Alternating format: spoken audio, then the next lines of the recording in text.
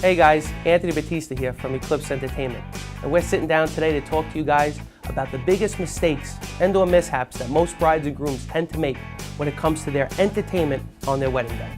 So one of the first keys that we must touch upon, and I think it is one of the biggest mistakes that most brides and grooms make, is not being able to either speak or meet with the actual MC for your wedding day. To be honest, it's very difficult to meet with the actual MC. If a company is a very prominent company, they might have 4, 5, 6 MCs, but you should at least be able to speak with them over the phone, maybe set up an internet FaceTime/Skype meeting, or at least do your finals meeting with them. You have to make sure that you give your DJ a do and do not play list. Now this sounds like common sense, but some brides and grooms tend not to do this. You don't want to have any regrets. You don't want to leave the wedding going, they played too much of one genre of music, or they didn't play these songs that I loved, or they did play songs that I didn't want to hear. So make sure you give them a list of what you exactly want to hear and what you don't want to hear. Another thing that I think brides and grooms tend to make a mistake of is giving DJs too much of a request list. You don't want to give your DJ 100 songs. In a 4-hour party, which most receptions are, when you cut out all the formalities, your DJ has, in some cases, an hour, hour and a half. You don't want to give them 100, 150 songs. It's way too much. You don't want to turn your DJ into a jukebox. When you met with them, you should have felt comfortable enough to trust them and know that they are the professionals. And yet, in the same vein, you also want to be able to give them enough music so that they know what you do want and what you don't want.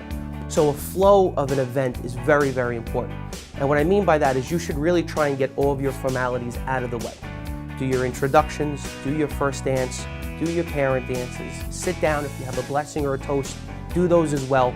It just moves the party along very well. It kind of eases the flow of the party, and it kind of tells people, hey, all the formalities are done, let's relax, let's loosen the tie, let's have a few drinks, and let's party. So another mishap, one of the most common things we see.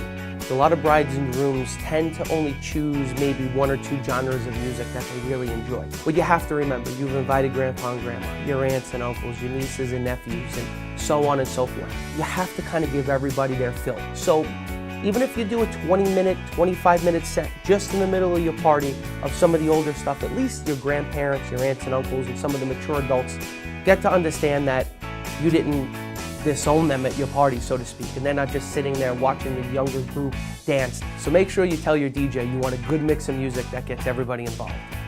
So I really hope that this video today helped you guys understand the mistakes and mishaps that most brides and grooms tend to make when talking about music for their wedding day. You know, ultimately our job is to make sure you guys are happy, and we provide you with the music, service, and product that you ultimately want, not that we want.